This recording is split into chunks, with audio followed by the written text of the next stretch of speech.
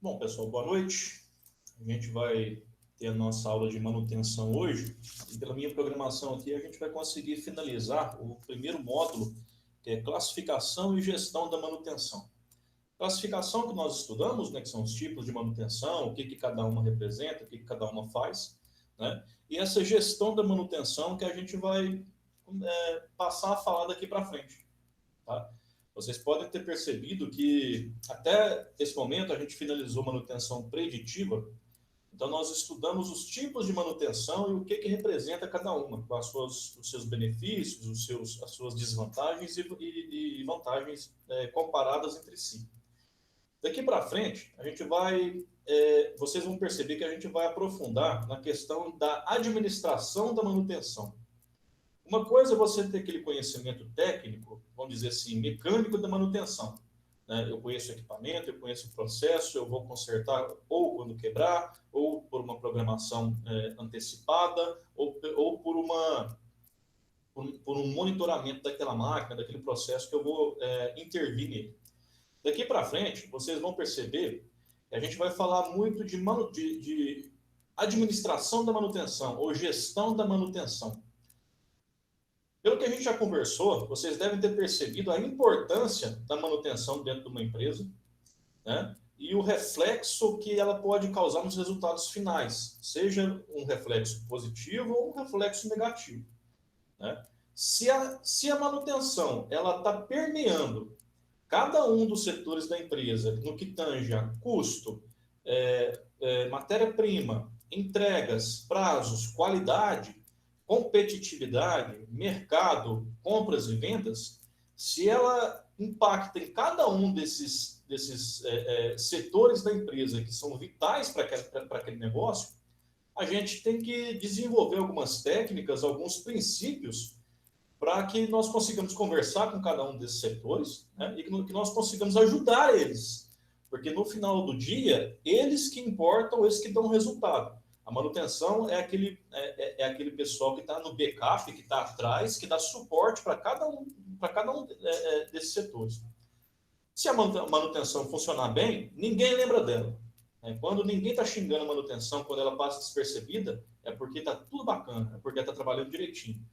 Quando a manutenção ela é muito lembrada negativamente, é porque ela está entravando muitos setores da empresa que precisam fluir com mais naturalidade. Tá? Ô, Jonathan. Pode falar. Isso aí seria, de acordo assim, eles não teriam dando conta da demanda da manutenção da empresa, no caso? Não. Por enquanto, o que eu estou falando é que a gente tem que entender da importância da manutenção trabalhando junto com todos os outros setores. Entendeu? É necessário que a manutenção ela tenha algumas técnicas, alguns recursos para que ela trabalhe junto com esses outros setores, mas dando apoio a eles. O que eu quero dizer? Os outros setores não podem alterar as suas rotinas pela manutenção. Entendeu? Na ordem de prioridades, a manutenção apoia todos esses setores. Esses setores eles não devem alterar os trabalhos, as rotinas, as programações deles de acordo com a manutenção. A manutenção tem que se encaixar neles e fazer o possível para fazer com que eles trabalhem soltos, tranquilos. Ok? Se cada um desses setores são profissionalizados, eles estão ali brigando por métricas, por metas, bater um rendimento, melhorar ali 0,5% na sua produtividade já faz uma diferença lá na frente, a manutenção tem que ter essa preocupação de andar junto com esse pessoal. Né? Então, ela tem que ser uma manutenção administrada, profissionalizada. Ela não pode existir baseado no achismo das pessoas que estão ali. Né? Então, o que acontece? Daqui para frente, a gente vai falar de manutenção, mas de uma forma administrativa. Né? O que é necessário fazer para profissionalizar a administração da manutenção, para que ela também flua tranquilamente como os outros setores que são profissionalizados. Se você for no setor financeiro de uma empresa, tá cheio de contador, tá cheio de contabilistas lá que entende de tributação, um monte de coisa. Se você for no setor de vendas, você vai ver que só tem vendedor com um poder de argumentação muito grande. O cara da manutenção ele não pode ser um chucro. Ele tem que ter técnicas para desempenhar aquela manutenção. Tá? E aí, e vocês vão perceber que manutenção é administração. É isso que a gente vai ver daqui para frente. Ok? Então, a partir desse momento, eu vou começar a compartilhar minha tela aqui com vocês. A gente vai voltar para aquela apresentação e nós finalizamos a manutenção preditiva. Tá? Vocês conseguem ver minha tela já? Sim. Perfeito. Então, vamos colocar aqui em tela cheia. E nós vamos começar a falar sobre TPM. Tá? Se nós temos a manutenção corretiva, a manutenção preventiva e a preditiva, a TPM é como se fosse o megazord dessas manutenções. O que acontece? A TPM não é uma técnica de manutenção diferente das outras.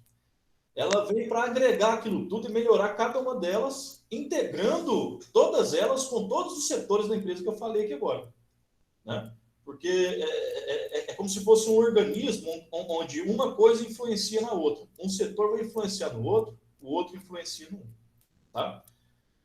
Daqui para frente, pessoal, pelo menos nesse módulo, vocês vão ver que tem muita coisa, que esses slides estão carregados com muito texto, muito conceito. Por quê? Porque TPM é uma metodologia que tem muitos conceitos. Né? Não tem como a gente fugir de texto aqui. Então, a gente vai lendo algumas coisas, vai pontuando algumas coisas com alguns comentários, né? E como eu sempre procuro fazer, tem algum conteúdo extra aqui para vocês estudarem depois, quando tiver mais um tempo aí, alguns vídeos, alguma coisa. Tá? Então, vamos lá. Manutenção produtiva total, TPM. Tá? É a tradução para essa mesma frase em inglês. Total Productive Maintenance. Meu inglês é horroroso. Vamos lá. Metodologia que proclama a interação entre o homem, máquina e empresa, possibilitando garantir a capacidade do processo, produtividade das máquinas, reduzir a necessidade de estoque, tornar mais fáceis os fluxos e melhorar a qualidade do produto. Traduzindo essa primeira frase, é tudo que a gente já conversou até agora. Né? É trabalhar de forma que todo mundo consiga alcançar as suas metas, todos os setores consigam alcançar suas metas. Né? Aumentar a produtividade de máquina, garantir capacidade de processo, reduzir necessidade de estoque, tudo isso a gente já conversou aquela hora, né? Que tudo isso compõe a competitividade daquela empresa perante seu concorrente, que pode estar aqui ou do outro lado do mundo. Tá? A TPM objetiva é a eficácia da empresa através da maior qualificação das pessoas. Eficácia da empresa através da maior qualificação das pessoas. A pessoa melhor qualificada, ela trabalha mais, ela produz mais em menos tempo, ou no mesmo tempo do que uma outra que é menos qualificada. Tem uma frase que é assim, tem um caso que é assim, tem dois empresários conversando. Aí um fala assim, não, eu tô gastando muito com treinamento. Aí o outro vira e fala assim, não, mas você é bobo demais, você está gastando muito com treinamento, depois o cara sai da sua empresa e vai trabalhar para o seu concorrente. Aí o primeiro vira e fala assim, verdade. Mas pior seria se ele continuasse sem treinamento e permanecesse comigo, né? Então, assim, quem tenha o objetivo de fazer a empresa andar, ele tem que entender essa questão de treinamento de funcionário. Porque pior do que gastar com um funcionário bem treinado, né, não gastar esse funcionário mal treinado ficar com a gente ali não produzindo. Tá? Eficácia da empresa através da melhor qualificação das pessoas e melhoramentos introduzidos nos equipamentos. O que eu puder fazer para utilizar um equipamento com maior produtividade, aumentando a produtividade daquele equipamento, eu vou fazer. Tá? Daqui a pouco a gente fala sobre retrofitting, vocês vão entender melhor. Também prepara e desenvolve pessoas e organizações aptas para conduzir as fábricas do futuro, dotadas de automação. Daqui para frente, a gente vai ouvir muito falar de fábrica do futuro, indústria 4.0. Tudo isso, por que daqui para frente a gente já está ouvindo e vai ouvir mais aqui no Brasil? Por conta do 5G. Tá? Essa questão do 5G que vai ser implantada daqui a alguns tempos vai revolucionar a indústria. Da mesma forma que o 4G possibilitou que cada um de nós tenha um smartphone na mão e tenha internet rápida, de qualidade, só que pessoal, o 5G está vindo para revolucionar só que a indústria. Né? É uma revolução de velocidade de dados, mas voltado, né, que vai aproveitar mais vai ser o pessoal da indústria. Tá? TPM tem um conceito base, tem como conceito básico a reformulação e a melhoria da estrutura empresarial a partir da reestruturação e melhoria das pessoas e dos equipamentos. Eu quero melhorar minha empresa, eu tenho que melhorar a mão de obra, as pessoas e tenho que melhorar os equipamentos. Se eu não melhorar isso, que é a base de tudo, não adianta nada eu expandir a empresa, investir mais, se eu não vou ter o correspondente aumento de produtividade, porque quem produz são as pessoas e as máquinas. Ok? Vamos lá, um pouquinho de história. A TPM é um conceito, é uma metodologia que agrega tudo isso que a gente já conversou, mas que começou a surgir por volta da década de 50 ali no Japão, com influência dos Estados Unidos ali. Né? Foi nos Estados Unidos e no Japão, mas o Japão destacou mais. Porque estava mais regaçado da guerra, então tinha que reconstruir do zero. Né? O que foi observado a partir da década de 50 na forma de trabalhar das empresas, principalmente as japonesas? Avanço de automação, busca em termos de melhoria da qualidade, novamente, concorrência faz a qualidade subir. Aumento da concorrência empresarial, aí, ó, emprego do sistema just-in-time. Just-in-time é aquele, eu acho que já comentei com vocês, a maioria de vocês deve saber. Eu produzo para hoje, recebo para produzir hoje. Eu não tenho estoque. O meu estoque está nas estradas, ele está no caminhão, porque se eu preciso de matéria-prima para amanhã, eu já programo com o meu fornecedor para mandar ela hoje, porque eu não tenho espaço e condições de manter um estoque muito grande, que é caro. Né? Então, o meu estoque ele vai chegando. Maior consciência de preservação ambiental e conservação de energia, dificuldades de recrutamento de mão de obra para trabalhos considerados sujos, pesados ou perigosos. Né? Nisso entra, inclusive, também, pessoal, manutenção, a automação. Hoje em dia, vamos dizer assim, vamos domesticar esse conceito aqui para a gente. Eu posso estar errado, mas não existe mais plantação de cana com colheita manual no Brasil mais não. Né? Era um trabalho pesado que demandava muita gente, que era perigoso, tinha aquela questão de incêndios, poluição, hoje é tudo mecanizado. Né? Essa questão da automação e mecanização veio também para substituir esses trabalhos pesados, sujos, perigosos, que pode trazer vítimas, indenizações, aumento de custo. Né? Então, essas ferramentas vêm também para aumentar essa produtividade, porque uma máquina, você paga aí 300 mil reais, ela se paga em 2 anos. Né? Porque se eu tivesse que contratar aquele tanto de gente para trabalhar. Tem um outro aspecto? Tem, porque para aquele núcleo social ali, mais simples, que trabalhava diretamente com a colheita, está sem emprego.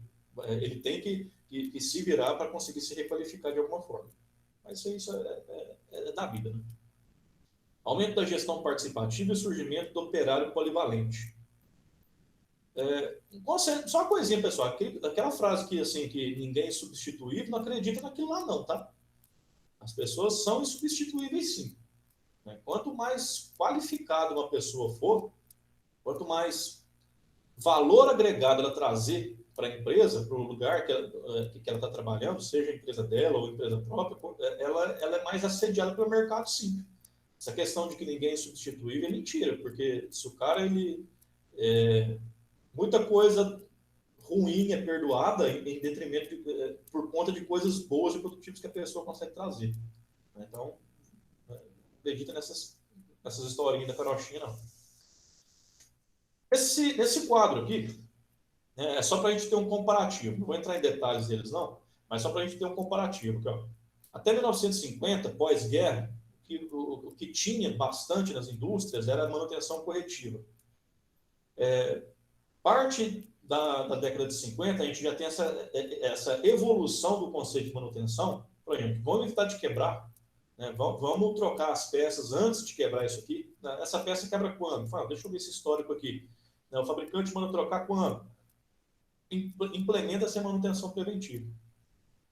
Na década de 60, quando está aqui manutenção do sistema de produção, isso aqui entra muitos conceitos de manutenção preditiva também.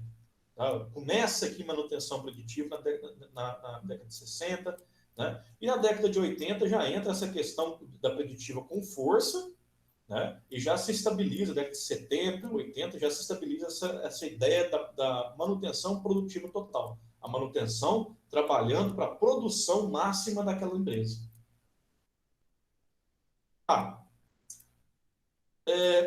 Como toda metodologia, o que é uma metodologia?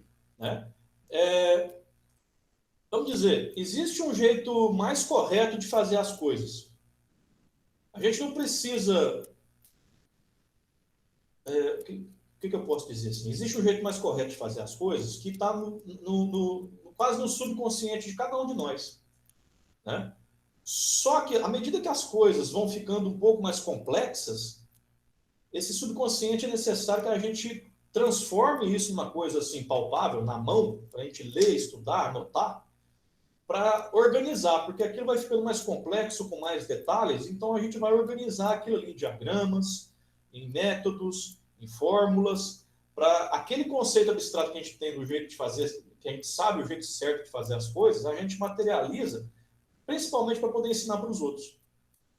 Isso é uma metodologia, é um método de fazer uma coisa certa, fazer uma coisa correta. Né? E a partir daqui a gente vai ver muitos conceitos nesses métodos do TPM, né, que foram implementados para a gente entender e poder multiplicar isso para outras empresas, né, para poder implantar isso em diferentes empresas, de diferentes segmentos. Tá? Então, primeiro parâmetro que a gente vai analisar nesses conceitos para o TPM são os pilares. Antes eram 5 pilares, atualmente eles foram reformulados e entraram algumas coisinhas a mais ali, principalmente em ambiente, saúde, segurança. Né? E hoje a gente considera que são 8 pilares do TPM. Então, se implementar a metodologia do TPM nas empresas, a gente vai ter que trabalhar com esses pilares. O que são esses pilares? O conceito geral foi organizado em 8 assuntos. Aquela coisa abstrata geral, né, que a gente sabia que o galo estava cantando, mas não sabia onde. Né? A gente agora colocou os galos certinhos ali para a gente saber. Não, agora esse galo está cantando daqui, isso aqui é daqui, daqui, daqui. Tá? Então, vamos lá. Os pilares da TPM são as bases sobre os quais construímos um programa de TPM.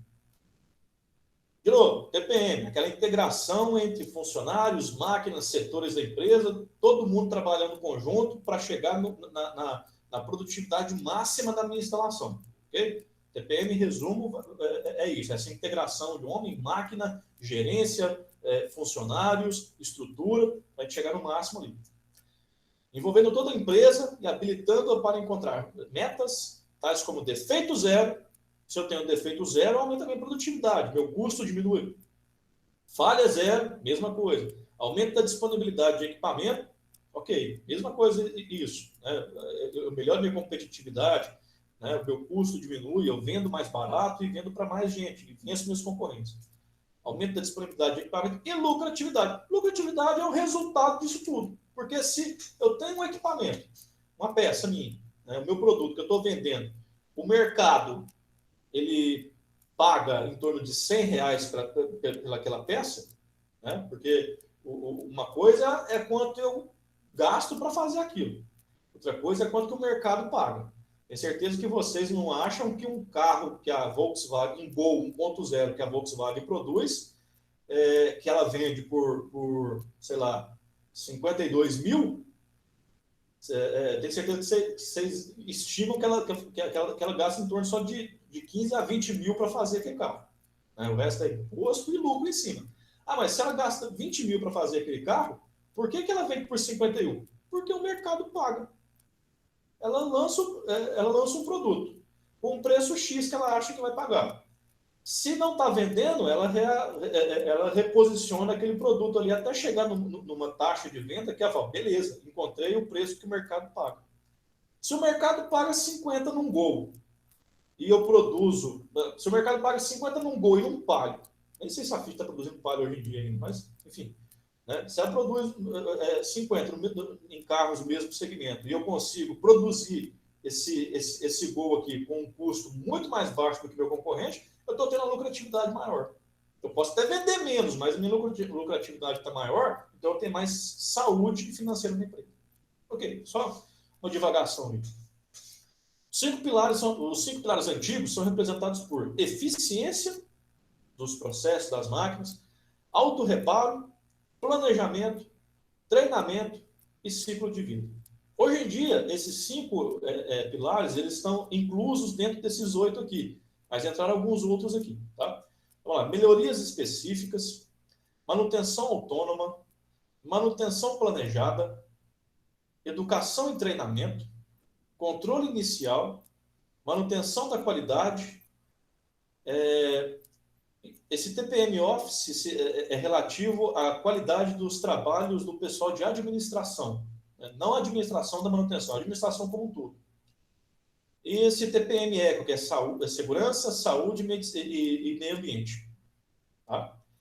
Eu passei só isso aqui pontuado, eu trouxe aqui um vídeo aqui, rapidinho, de uns 7 minutos apenas, né, que vai explicar cada um desses pilares aqui para a gente. Tá bem?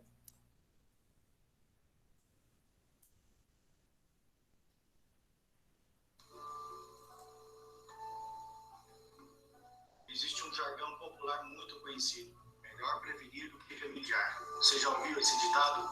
Tem um outro jargão muito conhecido também na indústria que chama-se a lei de Murphy.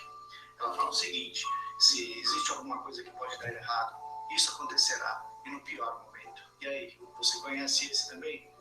Imagine o nosso corpo. Nosso corpo é uma máquina construída por Deus. Se não temos o menor cuidado conosco, começam a aparecer doenças e nos geram angústias e alto custo para curá-las. Em alguns casos, é impossível a cura. Você concorda? Existem doenças que são genéticas, já nascemos com elas. Existem outras que são frutos de costumes e comportamentos errados. Na indústria, as máquinas e equipamentos são da mesma forma. Algumas vêm com erros de projeto e essa será um tópico para um outro vídeo. Mas a maioria das quebras e falhas das máquinas se dão pela falta de cuidado. Isso reduz o desempenho e aumenta os custos da empresa. Existe uma metodologia que trabalha nas indústrias justamente esse ponto: o cuidado que devemos ter com as máquinas e equipamentos. Você está no canal Qualidade Contínua e hoje vamos conversar sobre o TPM, Total Productive Maintenance, ou manutenção produtiva total. O TPM surgiu na Nippon Denso, hoje somente Denso, do grupo da Toyota, na década de 70. É uma evolução dos programas de manutenção corretiva de 50 a 60 e manutenção preventiva de 60 a 70. O termo TPM foi definido por JIPIM, Japan Institute of Plant Maintenance, e é um método de gestão que identifica as perdas existentes no processo produtivo e administrativo, maximiza a utilização do ativo industrial e garante a geração de produtos de alta qualidade a custos competitivos, com o objetivo de eliminar as causas das quebras e defeitos, garantindo uma manutenção programada e planejada. Divide-se esse objetivo principal em 3 objetivos secundários, que são quebra zero, defeito zero e acidente também zero. E para alcançar esses objetivos, o TPM ataca as 6 principais perdas, que são as quebras, os ajustes ou setups, pequenas paradas, baixa velocidade, qualidade insatisfatória, perdas no startup. As quebras reduzem a quantidade de itens produzidos, fáceis de serem identificados e determinados, podem ser combatidos com manutenção preventiva eficiente. Os ajustes e setups também diminuem o número de produtos e o tempo gasto para ajustar os equipamentos para novos produtos deve ser substituído por trocas rápidas ou setups rápidos. As pequenas paradas são causadas por necessidade de ajustes simples ou ociosidade dos operadores, também são conhecidas como microparadas. A baixa velocidade é a perda de eficiência do equipamento, diminuindo o número de itens produzidos. A qualidade insatisfatória é detectada depois do início do processo e que produz itens abaixo do esperado. E perdas no startup é a baixa qualidade detectada antes do início dos processos, no início do dia ou turno. Para eliminar as principais perdas e alcançar os objetivos, o TPM foi dividido em 8 pilares, que são manutenção autônoma, manutenção planejada, manutenção da qualidade, melhorias específicas, controle inicial, treinamento e educação, segurança, higiene, meio ambiente e áreas administrativas. Manutenção autônoma. Esse pilar foca a melhoria da eficiência dos equipamentos, contando com a participação direta dos operadores, desenvolvendo sua capacidade de percepção quanto a pequenos reparos, lubrificações e inspeções, buscando manter as condições do equipamento de acordo com os padrões estabelecidos e se antecipando a possíveis defeitos ou falhas. A manutenção planejada. Após a identificação das grandes perdas, passamos a enxergá-las agora com oportunidades. A manutenção planejada foca inicialmente a elaboração e ou alteração de planos de manutenção dos equipamentos, detalhando o nível e os tipos de manutenção empregados para cada equipamento. A criação e ou alteração desses planos depende do conhecimento técnico e experiência dos manutentores e gestores, pois deve ocorrer o direcionamento das atividades baseado naquelas identificadas como críticos ao processo, através de uma matriz de criticidade e controle de perdas, por exemplo. Quando a etapa manutenção planejada funciona, a confiabilidade dos equipamentos é diretamente afetada, apresentando sensível aumento percentual. Manutenção da qualidade. Busca de índice zero de defeito, controlando equipamentos, materiais, atuação das pessoas e métodos aplicados para evitar gargalos de produção.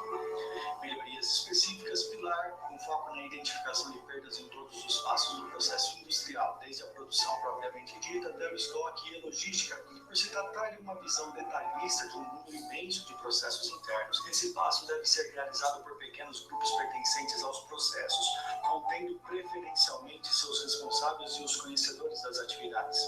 Controle inicial. Analisa detalhadamente os produtos e equipamentos antes de serem fabricados e colocados em utilização, reduzindo o tempo de introdução aos processos. Para tanto, é preciso focar na criação de produtos de fácil fabricação e equipamentos de utilização simplificada. O pilar de controle inicial, além de elaborar o projeto pensando no equipamento, ele também busca a implantação de um novo projeto pensando na integração entre homem e máquina, levando em conta a condição ambiental e condição de produção.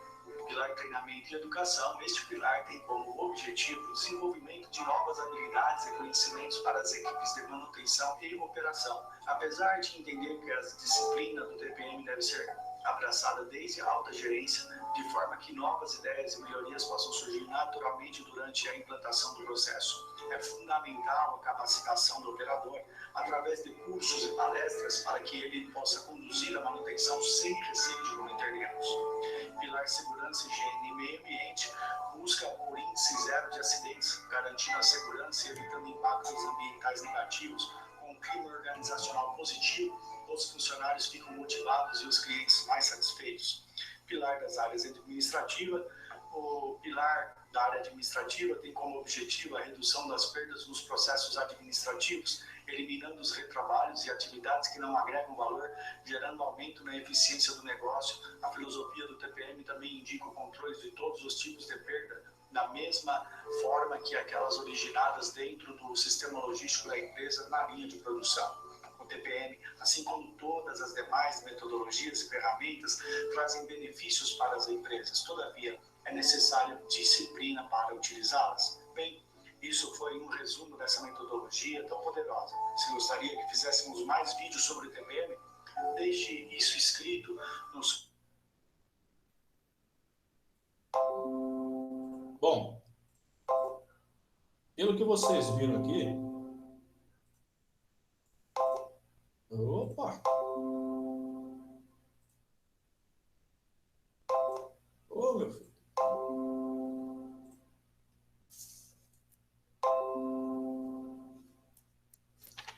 Bom, pelo que vocês viram aqui, vocês perceberam a complexidade, não vou dizer complexidade, mas a abrangência de um programa de TPM.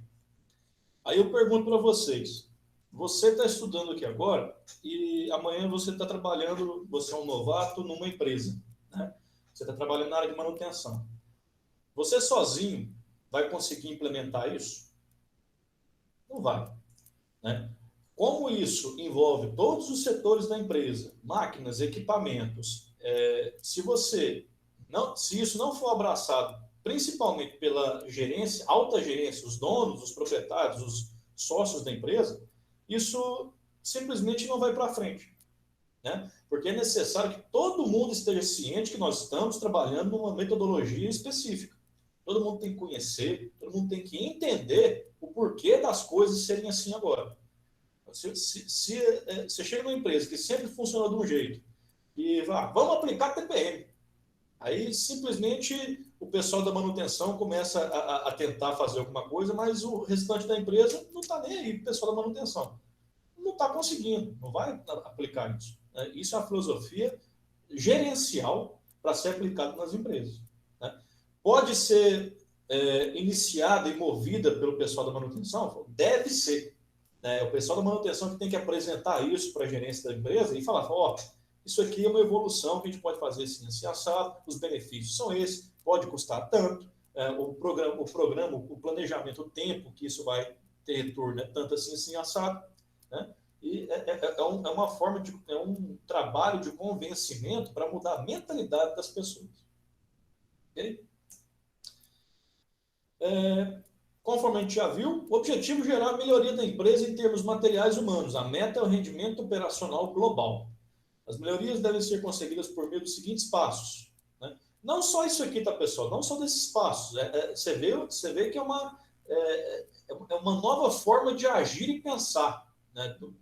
Toda complexa, né? Que não envolve simplesmente esses passos que eu relacionei aqui, não. Mas também podem ser relacionados. Tá? Capacitar os operadores para conduzir a manutenção de forma voluntária. Capacitar os mantenedores a serem polivalentes, isto é, atuar em equipamentos mecatrônicos, elétricos, mecânicos, hidráulicos, ter uma visão completa do processo para ver, isso aqui pode ser melhorado. Né? Capacitar os engenheiros a projetar equipamentos que dispensem manutenção, isso é, o ideal da máquina descartável. Né? Incentivar estudos e sugestões para a modificação dos equipamentos existentes, a fim de melhorar o seu rendimento. A melhor coisa que o engenheiro pode fazer na vida é ser amigo do torneiro, né, do soldador, porque o engenheiro, o cara que projeta uma máquina, o projetista, que não pega o feedback com o pessoal que usa o equipamento que ele projetou, ele é medíocre, ele é mediano, porque ele nunca vai melhorar, ele vai viver sempre naquela ideia de que o que ele está fazendo está bom. Né? Mas o soldador vai ver, peraí, se eu fizer uma coisa assim assada, pode melhorar minha posição aqui, que eu fico com uma ergonomia melhor, eu vou produzir mais. Né? O torneiro vai te falar, não, isso aqui podia ser modificado assim assado, porque do jeito que está me dando problema assim assado. Né? Esse feedback com quem usa o que foi projetado é muito importante. Existe um outro conceito, pessoal, que eu acho que todo mundo já ouviu falar, né, que são os 5S, né, que são, de novo, é uma metodologia para materializar o que a gente entende, pelo menos psicologicamente, do que é o correto. Né? Para mim trabalhar, eu tenho que ter um lugar arrumado. Para mim me organizar no meio de 300 itens, eu tenho que estar com aqueles itens etiquetados. Eu tenho que saber que esse item está para cá, esse item eu vou guardar aqui. Né? Então, para materializar isso, ensinar para as pessoas, para colocar esse conceito abstrato no papel, os japoneses, que é um bicho muito criativo e organizado, disciplinado, criaram os 5S. Né? Que seria o Seri, Seiton, Seiso, Seiketsu e Shitsuke, que são esses 5 primeiros que estão aí. O que é cada um deles? Seri, organização, implica eliminar o supérfluo. Sabe aquele cara que... Meu pai era assim. Meu pai ele foi pedreiro muito tempo, mexeu com construção, mexeu com ferro e aço. Né? Então, garanto que vocês devem conhecer gente assim. Se vocês mesmos não são assim, vocês não jogam nada fora. Esse pedaço de arame aqui vai me servir daqui 10 anos, então eu vou guardar ele aqui. Né? Não, isso aqui vai me servir porque uma hora eu preciso sei lá, de uma chave de fenda e eu posso utilizar isso aqui para travar alguma coisa e tal. Então você não joga nada fora, isso é errado. Né? Porque às vezes você nunca vai utilizar aquilo e quando você precisar utilizar, é mais fácil você ali adquirir. Né? Do que ficar uma montanha de coisa guardando espaço e desorganizado. Né? Criando um ambiente ruim de trabalho. Principalmente no ambiente de trabalho. Então seria organizar. A primeira coisa, você vai eliminar o que você não precisa para executar o seu trabalho. Tá? Joga o que é supérfluo fora. Seiton, o que sobrou daquilo, você vai arrumar. Implica identificar e colocar tudo em ordem. Não, beleza, agora eu já tenho tudo aqui que eu preciso para o meu trabalho, né? Vou identificar cada coisa, essa chave, esse conjunto de chave Allen aqui vai ficar nesse cantinho, eu vou escrever lá etiquetado, chave Allen. Né? Peças para componentes pneumáticos, vou colocar aqui, vou identificar, vou separar. Quando você vai num depósito de material de construção, você vê lá aquela gôndola, tudo bonitinho, né? Os parafusos, tudo por bitola, tudo por tipo de rosca, tudo por tipo de cabeça, é aquilo lá. Né? Tá organizado, tá arrumado. Sensor, limpeza. Implica limpar sempre e não sujar. Não adianta só ficar fazendo faxina a vida toda, não, e não manter aquilo limpo. Né? Porque um ambiente de trabalho limpo, você se sente até mais acolhido naquele ambiente de trabalho. É ruim quando... eu lembro, eu fiz Senai com 16 anos de idade. Com 17 eu comecei a trabalhar como auxiliar de torneiro na oficina mecânica. Você chega novo no lugar, né? E você fica meio vendido, novo ainda, né? De idade. Aí eu lembro que a primeira coisa que eu fiz foi dar uma faxina. Eu dei uma faxina no meu torno lá que estava trabalhando, porque estava uma zona quando eu cheguei lá. Cavaco para tudo quanto é canto, né? Sujeira. Aí o que eu fiz? Peguei a estopa, limpei aquele excesso de óleo que estava pingando, varri, arrumei, lubrifiquei a máquina. Ficou bonitinho. Né? Eu lembro que a secretária da empresa falou, a primeira vez que alguém chega aqui e tem essa atitude. Né? Bacana. O chefe observou aquilo lá, ganhei ponto. Pelo menos no primeiro emprego, lá, o primeiro dia estava salvo. Né? Essa questão de limpeza traz conforto para a gente trabalhar. E principalmente segurança. Um ambiente sujo de trabalho é celeiro para acontecer acidente de trabalho. Mantenha isso na cabeça. Sequetos, padronização. Implica manter a arrumação, limpeza e ordem em tudo. E tem mais uma coisa aí que não está relacionada no que tange a padronização, não. Padronização de procedimentos. Se eu consigo criar uma forma única de trabalhar com aquela máquina, por exemplo, né, essa máquina, primeiro você tem que ligar assim, sensado, o trabalho assim, é padronizada a forma como a matéria-prima entra, a temperatura de ajuste da máquina, as rotações, velocidade de corte, tudo isso está padronizado. Se eu pego isso, coloco no manual de operação, eu tenho uma forma de trazer qualidade para o meu produto, porque independente do operador que estiver lá, ele vai estar treinado de acordo com a padronização daquele procedimento. Né? Então, o cara teve troca de turno, eu tenho a segurança que quem entrou vai continuar trabalhando da mesma forma que quem saiu, né? E vai manter a qualidade daquele produto. Isso chama padronizar, não só usando o seu ambiente de trabalho, mas principalmente os procedimentos de trabalho. E finalizava ainda, né, com o Shitsuke, que é disciplina. Implica na autodisciplina para fazer tudo espontaneamente. Não precisa mandar ninguém fazer nada. Né? Você chega lá e você já limpa o seu torno. Você está no final do dia, você vai dar um confere na sua máquina ali, né? Verifica se a sua produção está de acordo, se não está, você já planeja para o dia seguinte, o que você tem que compensar. Disciplina é não precisar que o seu chefe fique buzinando na sua cabeça toda hora para você fazer o seu serviço. Né? Essa autodisciplina para conseguir fazer o que você precisa fazer. Tá? Só que, com o tempo, da mesma forma como foram criados novos pilares para o TPM, foram criados novos S's para o 5S. Como entrou essa questão, essa modernização dos processos de indústria e tudo, resolveram colocar mais 3 S's aqui, justamente por conta desse upgrade do TPM. O 6º é o Shido, que é treinar, implica a busca constante de capacitação pessoal. Né? Esse treinar, pessoal, ele é representado de 2 formas. Treinamento tanto oferecido pela empresa que você trabalha, porque é aquele negócio, pior do que ter um funcionário treinado que sai, é um funcionário não treinado que fica. Então é necessário que a empresa tenha essa preocupação em treinar o pessoal. Treinamento não é custo, é investimento. E utilizando essa questão do Shitsuke na disciplina, da autodisciplina, o Shido entra também no autotreinamento. É o que vocês estão fazendo aqui agora. Vocês não estão de boca aberta esperando Deus mandar as coisas, não. Vocês estão correndo atrás do estudo. Vocês estão procurando melhorar e adquirir mais conhecimentos para conseguir se capacitar mais, agregar mais valor para a sua mão de obra e conseguir ser mais requisitado para o mercado de trabalho. O treinamento, então, ele é tanto pela empresa como o autotreinamento, correr atrás das coisas. Eu vejo que hoje em dia as pessoas estão meio que...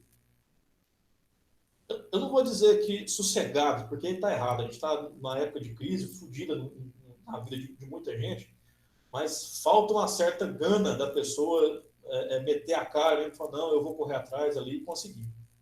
Vocês estão fazendo isso. Parabéns para vocês e mantém essa taradeza para correr atrás de conhecimento. Eu vi que a faixa etária de todo mundo varia bastante. Tem gente bem nova e gente já com uma experiência profissional. Não tem idade para correr atrás de conhecimento, não. Vamos lá. Seisson, que significa eliminar as perdas. E aí vem aquela parte lá da produtividade das empresas, porque se eu eliminar as perdas, eu aumento a minha produtividade, diminuo os custos. Consequentemente, eu tenho maior lucratividade e a minha competitividade contra os meus concorrentes é maior. Estou falando rápido aqui porque eu estou batendo a mesma tecla. É tipo que um discurso, é um jargão que eu estou utilizando aqui, porque tudo isso aqui deságua lá na frente, que é competitividade, mercado de venda. Ok? E finalizando, Shikari e Aro.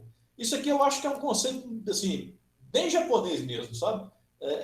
Esse sentimento de fazer as coisas com determinação e união. É uma coisa que você vê muito na cultura oriental, que o pessoal ele pega um menino, uma criança de 4 anos de idade tocando violão, para você ver. Um chinês tocando violão com 4 anos de idade. Você vai ver a forma como é dedicado. Tem muita pressão? Tem, mas é da cultura deles também. Então, isso realizar as coisas com determinação, com gana para fazer, é importante. E união para manter aquela coletividade da empresa, para manter o clima colaboracional. Okay? Então, isso aqui foi uma explicação bem sucinta do que seriam esses 8 S's. Tá? Seri, Seiton, Seisô, Seiketsu, Shitsuke, Shido, Seizon e Shikariya. Se quiser decorar isso, vocês podem decorar. Se não precisa decorar, mas se quiser, tá, pode aí. Inventa uma palavrinha aí que junta as vogais, uma coisa assim que fica bacana. Vamos lá. As melhorias devem ser conseguidas por meio dos seguintes passos. Eliminar as 6 grandes perdas. A gente até viu isso naquele videozinho rapidinho ali, algo semelhante. As 6 grandes perdas seriam perdas por quebra, por demora na troca de ferramentas e regulagem, isso diminui a disponibilidade da máquina, consequentemente a produção cai e tudo aquilo que já falei para vocês. Perdas por operação em vazio, espera, isso aí, tem muita coisa a ver com disponibilidade de matéria-prima também. Tem que ver essa questão até de matéria-prima. Perdas por redução da velocidade em relação ao padrão normal, diminui a produtividade. Perdas por defeito de produção, isso aí é refúgio, é até pior do que cair a produtividade. Refúgio você está perdendo 2 vezes, porque você perdeu tempo e perdeu matéria-prima. E perdas por queda de rendimento. Tudo isso deságua no que eu já falei.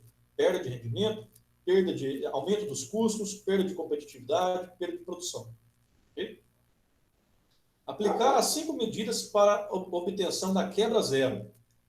Estruturação de condições básicas, obediência às condições de uso. Vamos pegar um exemplo aqui. Todo o equipamento ele tem condições normais de uso. Se eu utilizo ele subutilizado ou acima da capacidade de utilização, eu estou trazendo prejuízo para o meu processo. Isso aqui, uma hora a conta chega. Regeneração do envelhecimento. Quer ver um exemplo bobo? Você tem uma furadeira de bancada lá que está com a pintura descascando. Vamos recuperar isso aqui. Se eu fizer aqui uma adaptação na minha máquina, aqui, uma melhoria naquela máquina. Um exemplo bem bacana. Vocês me perguntaram na última aula o que eu fiz com o meu computador, né? Computador velho, eu regenerei o envelhecimento dele, coloquei umas peças a mais ali, que ficou bacana. Agora está em condições de trabalhar como se fosse quase novo. Sanar as falhas do projeto. Essa palavrinha aqui, ó, terotecnologia. A gente vai ver no próximo slide. Calma aí. E incrementar a capacitação técnica. Isso aqui envolve treinamento de pessoal, né? O pessoal ele deixa de ser amador e vai se tornando cada vez mais técnico nas atividades que desempenha.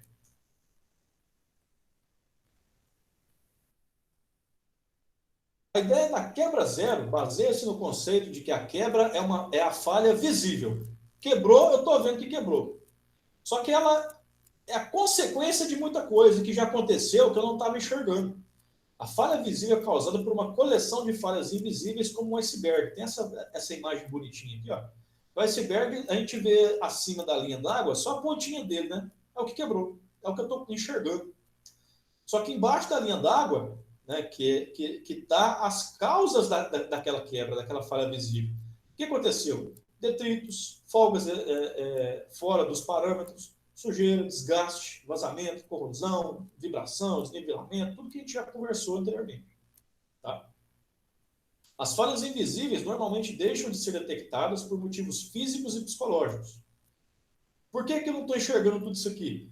Primeiro, porque às vezes é impossível enxergar, porque tem alguma coisa que está obstruindo a minha verificação. Os motivos físicos são isso. As falhas não são visíveis por estarem em local de difícil acesso ou encobertas por detritos e sujeiras. Um exemplo, eu não sei se vocês conhecem empresa de calcário. Aqui em Arcos. Em Arcos tem pelo menos 2 empresas grandes. Aqui em Pedra do Indaiá, próximo aqui de Vinópolis, também tem uma empresa que faz carbonato de cálcio. Eu trabalho numa de calcário. Trabalho? Trabalho. Como que é a questão de poeiras, pó, que acontece na sua empresa? É grande, fica tentando amenizar com filtros lá que faz, entendeu? Mas mesmo assim é difícil, né? É grande demais, não tem como, faz de tudo, entendeu? Não consegue amenizar a poeira fácil. Exaustor, nem exaustor, assim, perto dos moinhos lá, não consegue puxar a poeira tudo. E vocês têm carregamento de caminhão com produto já finalizado? Tem. Pois é, naquela hora lá naquele funil lá, eu garanto que em volta vai acumulando aquele tanto de pó bem fininho ali, não tem? Aquilo que é o pior, né? Pois é, aquele lá que é o pior. Aí eu pergunto para você, imagina, estou dando um exemplo real, tá? Imagina que ali próximo você tem ali uma área com tanques de combustível. Tá? Porque numa empresa dessa você tem caminhões, você tem tratores, você tem até caldeiras que funcionam com óleo de caldeira. Então você tem que ter um armazenamento de combustível ali. Esse pó, ele está na atmosfera, ele cai em qualquer lugar. Amanhã você verifica lá, né, se possível você tira uma foto para mim depois. Você verifica para mim como que vai estar o nível de poeira dentro da bacia de contenção desses tanques de combustível. Deve ter tipo uma mureta em volta dos tanques? Tem. E depois você tira uma foto para a gente e traz a próxima aula de manutenção para ver quanto de poeira que tem lá dentro. Ok? Uhum. Tenta pegar uma régua para ver lá se tem pelo menos um palmo, alguma coisa assim. Por quê? Aquilo ali começa a depositar no tanque, nas tubulações, e começa a esconder um possível vazamento. Um vazamento de combustível ali, fica aquela atmosfera explosiva, né, porque o combustível ele vai evaporando. Eu te conto que aconteceu essa semana desse tipo, mas foi outra coisa, foi uma mangueira hidráulica lá, que nós escondeu um vazamento, aí cheguei de manhã, fui ligar lá o sistema e o sistema não ligou, entendeu? Nós olhou o nível de óleo baixo, eles tinham completado um dia antes, foi aí que nós foi procurar, entendeu? Aí tava tudo debaixo dos pó lá, né? Teve que procurar até achar o problema. Aí, ó, exemplo real. Né? Então, essa questão de motivos físicos que impedem a visão, né? Esse é um exemplo. Um outro exemplo, imagina, por exemplo, que você tem uma máquina que o projetista ele cometeu um vacilo ali. Ele colocou um parafuso onde você não tem acesso para trocar ele. Você não consegue nem observar lá. Tem uma chapa soldada na frente com um parafuso lá. Se o eixo daquele parafuso lá, uma pecinha que esse parafuso está juntando lá, quebra, você nunca vai conseguir observar, porque você só vai perceber quando quebrar. né? Porque se não tem visualização... Quando eu falei dos vasos de pressão lá, né, que o vaso de pressão ele não tem, dependendo do tamanho, não tem uma janela de visita. Né? O que eu preciso fazer para observar lá dentro, para encontrar uma falha naquele equipamento? Eu tenho que utilizar aquela sonda, né, para fazer uma boroscopia lá. Eu chamei de outra coisa, eu chamei de endoscopia. Né? Endoscopia e boroscopia é a mesma coisa, tá, pessoal? Endoscópio, boroscópio é o mesmo equipamento, só tem um nome diferente. Então, eu tenho que observar, eu tenho que lançar uma câmera lá dentro para observar, porque se não for isso, pode acontecer uma falha por motivo físico, eu não estou observando aquilo lá. E também acontece falha por motivo psicológico. As falhas deixam de ser detectadas devido à falta de interesse ou de capacidade dos operadores ou mantenedores. Vamos dizer que o meu mecânico ele não é treinado para dar manutenção em certo equipamento, em certo processo. Aconteceu uma falha, por quê? Porque o cara nem sabia que tinha que observar aquilo lá. Ou se ele sabia, ele fez corpo mole, ele foi incompetente de alguma forma e deixou acontecer. Não deixou acontecer. Aconteceu a revelia do treinamento dele. São motivos psicológicos. Tá? Então, o TPM, ele entende que a falha ele é resultado de muita coisa que acontece antes. Tipo aquele vídeo que eu passei para vocês, o acidente do Boechat lá. Vocês viram que aconteceu aquele rolamento? Ele não quebrou da noite para o dia. Né? Foi anos e anos ali sem manutenção que começou a dar problema aqui, problema ali, sem troca. Aí tira a peça, põe uma peça nova, só para fazer a inspeção. Fez a inspeção, tira a peça nova, põe a peça velha. Né? Tudo isso são motivos que levam às falhas das coisas. A falha é resultado de muita coisa que aconteceu por trás. E o TPM entende que isso é verdade. Então, eu vou agir nas causas para evitar de acontecer a quebra. Essa é a grande sacada dessa metodologia.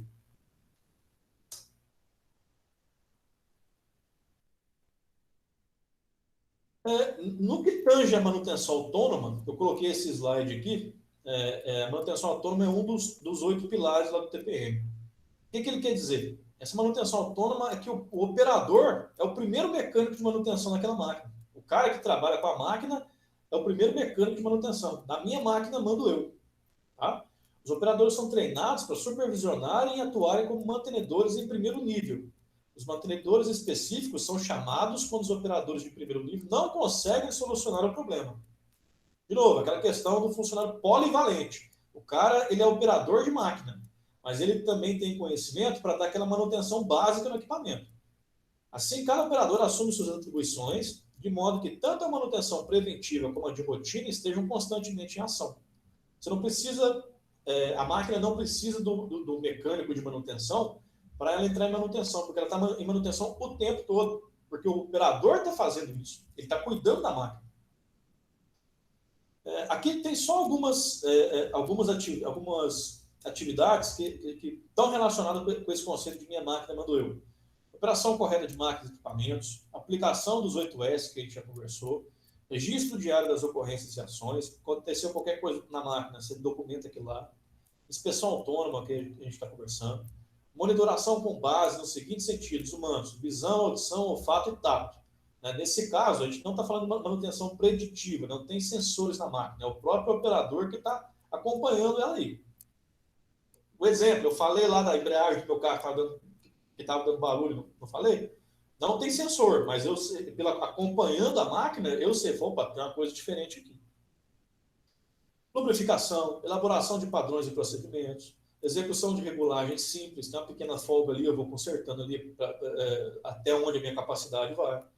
Reparo simples, teste simples, aplicação de manutenção preventiva simples, preparação simples, a participação em tratamentos e em grupos de trabalho. Nas aulas anteriores, né, a gente estava falando de manutenção preventiva, aí onde vocês falaram assim, questão de lubrificar a máquina entra aí, né? Entra, mas entra muito mais aqui nessa questão da manutenção autônoma. Tá? Lubrificação, né, tirar folga, porque não precisa ser um mecânico que faz isso, é o próprio operador. E com isso nós temos os seguintes efeitos da TPM aplicada nas pessoas. Na forma como é proposta, sim, na teoria completa, A TPM oferece plenas condições para o desenvolvimento das pessoas que atuam em empresas preocupadas com a manutenção. Empresas preocupadas com a manutenção. A gerência alta da empresa tem que estar preocupada com isso. Tem que entender a importância. A participação de todos os envolvidos com manutenção resulta nos seguintes benefícios: realização, autoconfiança, aumento da atenção do trabalho, né? E todos esses benefícios: maior senso de posse de máquina, diminuição de rotatividade pessoal, satisfação pelo reconhecimento. A gente que é funcionário, né, a gente tem que ter um ambiente adequado para trabalhar, tem que se sentir bem valorizado, não só de remuneração, mas no ambiente, com o reconhecimento do que a gente trabalha. A TPM também considera essas questões.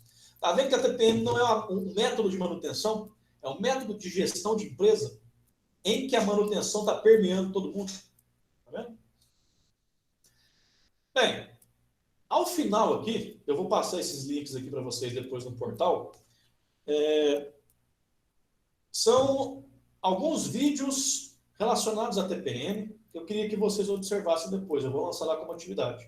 Tá? São vídeos curtos que trazem mais informações para complementar isso que a gente falou aqui hoje. Ok? Terotecnologia, que foi o que eu falei para vocês anteriormente. O que é isso?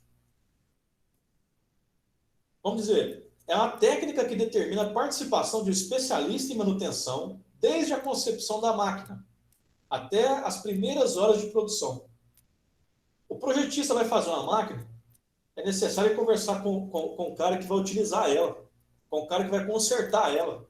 Aqui, a solução que você colocou aqui, afasta esse parafuso aqui, porque senão eu não consigo acesso com o meu braço para rodar aquilo lá. Entendeu? Todas essas informações que o pessoal que opera e que mantém pode trazer para o projetista, né? Durante a fase de projeto,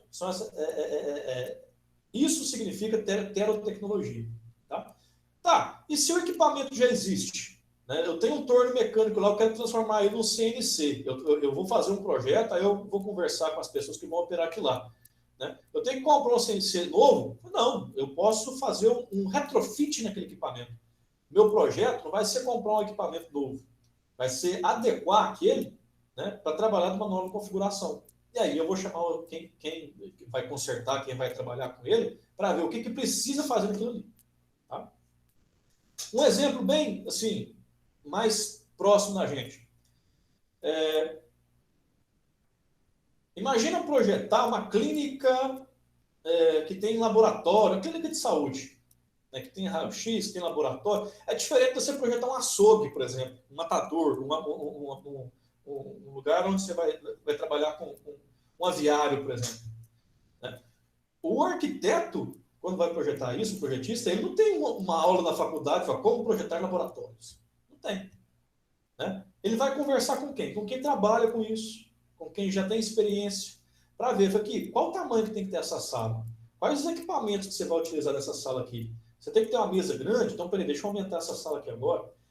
Esse equipamento de radiologia, como é que ele trabalha? Ele tem que ter um espaço, tem norma para isso e tal. Você vai conversar com quem vai utilizar.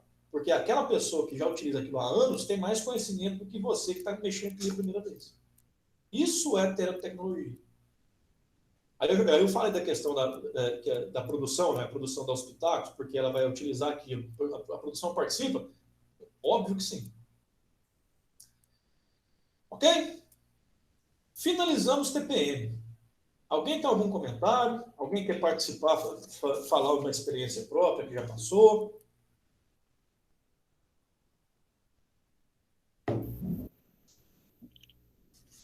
Alguém abriu o microfone aí. Mas ficou em silêncio, então a gente toca o barco. Agora são quase 10 horas. Está num prazo bacana.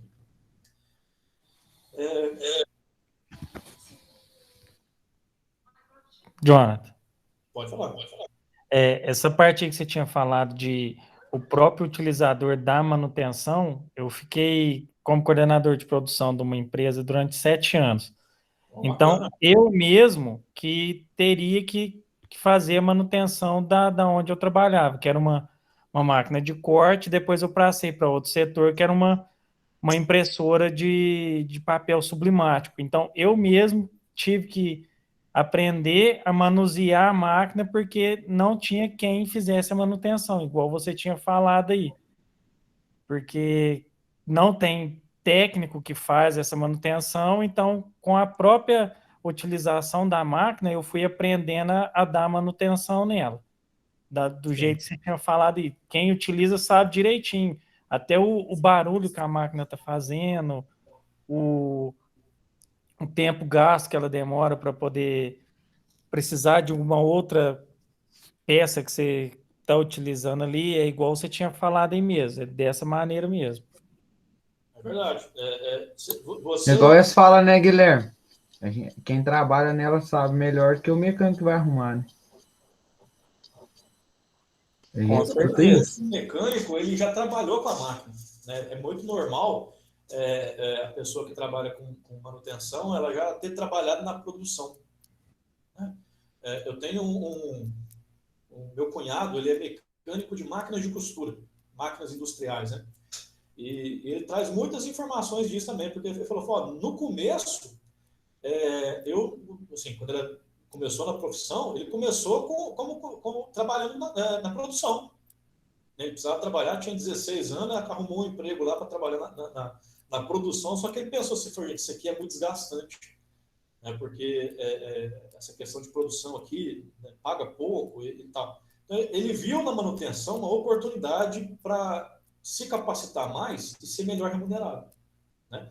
E isso é espetacular quando o cara, por exemplo, ele conhece os dois mundos, né? Ele conhece tanto a produção como a manutenção, né? Porque ele junta o melhor dos dois mundos, né? Ele sabe o jeito certo de utilizar aquela máquina, ele acompanha aquilo desde o início e sabe consertar também.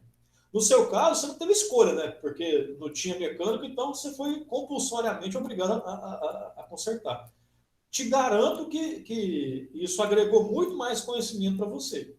Não sei se isso foi reconhecido pela empresa que você estava lá ou que você está ainda, mas isso traz muito mais valor para a sua mão de obra. Não, com certeza. No entanto, comecei a dar manutenções em outras que tinha na região aqui, comecei a fazer por causa disso mesmo, porque foi passando, não, ele arruma, ele consegue. Aí começou a melhorar. No entanto, eu já saí de lá há alguns anos, já tem 3 anos que eu saí. De vez em quando eles ainda me chamam para poder ir lá fazer o serviço, para poder, não tem ninguém que faz, mesmo depois de ter saído. E é aquele negócio, né? Quando você está trabalhando de funcionário, você ganha um valor X fixo, né? Agora, quando você é chamado no desespero para resolver um problema, é outro valor da sua mão de obra.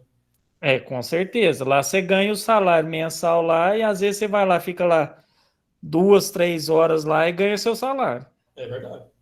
E o dono da empresa paga rindo, porque é aquilo que eu falei, ele precisa, porque senão a produção dele cai, ele perde muito mais se ficar parado. Com certeza. Inclusive, pessoal, meu cunhado é de Campo Belo, viu? Ele trabalha aí, mecânico de máquina de costura, ele está trabalhando, mas ele pega uns bicos por fora, quem precisar, só chamar. Essas empresas grandes aí. Como que chama? Adilson. Eu não sei o nome da empresa que ele trabalha, não, mas ele trabalha numa confecção aí em Campo Belo.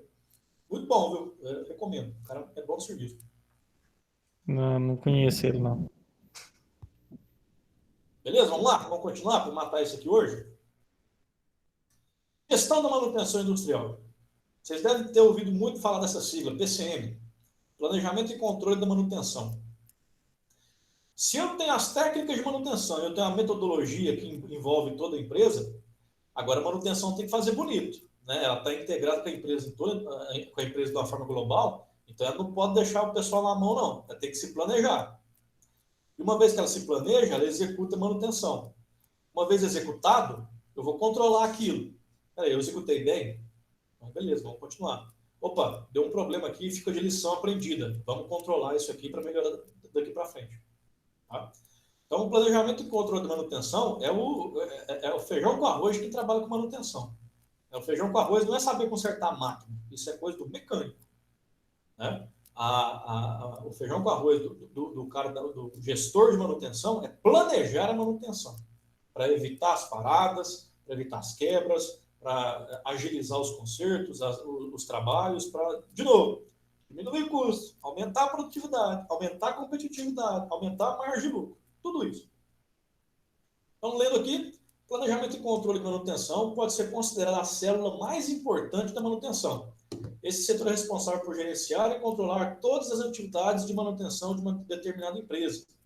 Todos os dados relativos à manutenção são administrados pelo planejamento e controle de manutenção, como custos, tempo de manutenção, estado de conservação dos equipamentos, índice de disponibilidade, tempo médio entre falhas, dentre outros. Tá? Isso que eu falei, né? Você tem que planejar, executar, controlar e deixar todo mundo feliz para ninguém falar mal de vocês, porque manutenção, quando está ruim, está mal gerenciada, todo mundo vai falar mal. Eu vou deixar aqui também na atividade lá no portal esse link aqui. O que esse link é? É um artigo aqui nesse blog e vai trazer aqui algumas informações relativas à PCM. Tá? Bem curtinho. Eu vou pedir para vocês lerem isso aqui e fazer um resumo de poucas linhas só para ver o que vocês entenderam disso. Né? O que vocês quiserem falar depois da leitura disso aqui. Depois eu vou lançar lá no portal. A função planejar significa conhecer os trabalhos, os recursos para executá-los e tomar decisões. Eu tenho uma coisa para ser feita, eu tenho que entender o que precisa ser feito lá e planejar aquilo, num tempo, num prazo, com o que eu vou utilizar, quais ferramentas, quando que eu vou liberar aquilo. A função programar significa determinar pessoal, dia, hora para a execução dos trabalhos. Então, vamos lá. O plano de manutenção deve respeitar as seguintes perguntas. O que a gente vai fazer? Como que nós vamos fazer esse serviço? E em quanto tempo? Isso aqui é programação. Não, mentira, isso aqui é planejamento. Eu vou planejar respondendo essas perguntas. Okay? Eu tenho que trocar um filtro do equipamento. O que a gente vai fazer? A gente vai trocar o filtro do equipamento. Como que a gente vai fazer? A gente precisa de um caminhão, de um caminhão para transportar isso aqui, um caminhão MUC, tem que liberar essa área, tem que ser um dia que não está, porque o processo não está produzindo, assim assado. Em quanto tempo? Eu estou planejando fazer isso aqui no sábado de manhã e isso aqui já vai terminar até domingo à tarde. Okay? Aí vem as outras 3 perguntas que envolvem programação. Quem vai fazer? Eu vou programar, eu vou ter que chamar os mecânicos, eu vou ter que contratar pessoal, eu vou ter que combinar com quem vai executar o serviço. Quando vai ser feito? É isso que eu falei, né? No sábado, assim assado e tal. Né? Em quanto tempo seria? Tantas horas para fazer, de uma forma a concluir o trabalho. E quanto isso vai custar? Essas pessoas que eu chamei são especialistas, elas são mais caras, elas vão ficar quantos dias? Isso aqui, essas pessoas vêm do exterior, né? Tem que pagar hospedagem para isso. Tudo isso aqui é planejado. Então, dependendo do serviço de manutenção, eu tenho que planejar tudo. Peraí, eu vou passar com o caminhão por aqui. Essa curva aqui é muito estreita, o caminhão, um bitrem não vai fazer. Eu tenho que ampliar o raio dessa curva aqui para o caminhão passar. O caminhão vai passar por baixo das tubulações, só que está muito baixo, então eu tenho que desviar essas tubulações. Imagina a mão de obra que é transportar uma hélice de turbina eólica em caminhão, por estrada fora. Você tem que fazer um programa de deslocamento, porque tem curvas que o caminhão não vai fazer. Tudo isso é planejado e programado. As 3 primeiras perguntas são essenciais para o planejamento e as 3 últimas para a programação. Né? Uma vez que eu tenho isso daqui, na hora que eu materializo isso aqui no papel, eu vou ter o plano de execução. Executei isso daqui, eu vou ter informações e eu vou tabular isso de forma a virar a lição aprendida. Para que nas próximas vezes que eu vou fazer, eu não ser pego novamente com surpresas. Eu tinha planejado trocar essa peça aqui em 2 horas, só que esse parafuso aqui não queria abrir. Eu tive que arrumar um maçarico para cortar esse parafuso. Isso aí me custou 5 horas. Da próxima vez eu já vou considerar. Produção, vai ter que parar por 5 horas, que pode acontecer um problema assim sem ação. Tá? Tudo é planejamento, controle da manutenção. Você quer ver o que é planejamento? Um exemplo assim, bem ilustrativo do que seria planejamento e programa de uma atividade.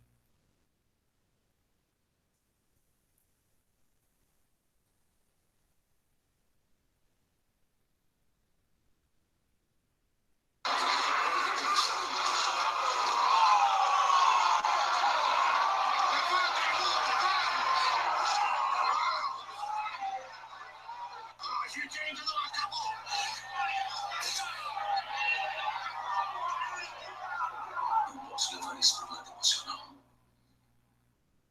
Primeiro, distrair o alvo. Depois, bloquear seu jab. Um cruzado de direita no rosto. E deixá-lo confuso. Tonto, ele vai tentar um golpe certeiro. Bloquear com o cotovelo. E golpear a cintura. Bloquear golpe de direita. Acertar a mandíbula. Agora a fratura.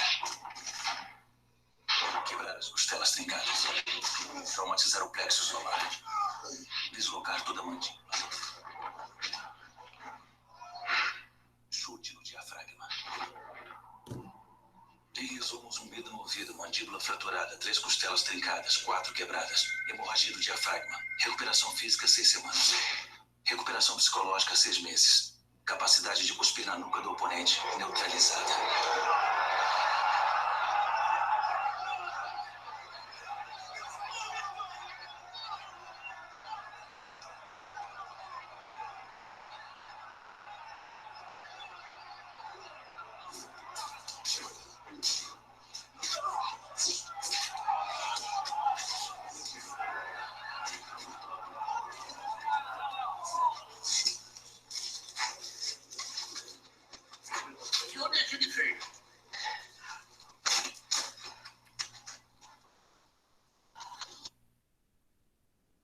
Tá vendo, pessoal? Esse aqui é um exemplo bem bobinho, mas é só para a gente ilustrar o que é planejar.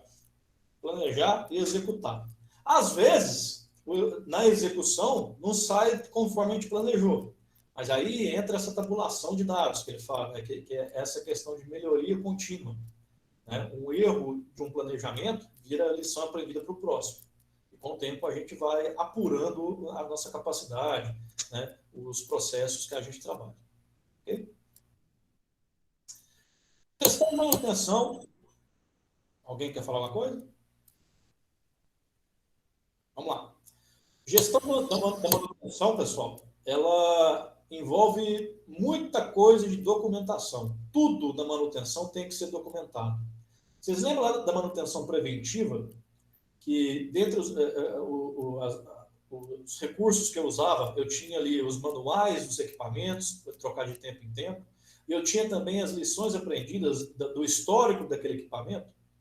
Então, assim, gestão da manutenção, você documenta tudo, né? O cara da operação viu que a máquina estava ruim, ele vai fazer um relatório para você pedindo a manutenção. Fala, a máquina tal, setor tal, está com um comportamento assim, assim, assado.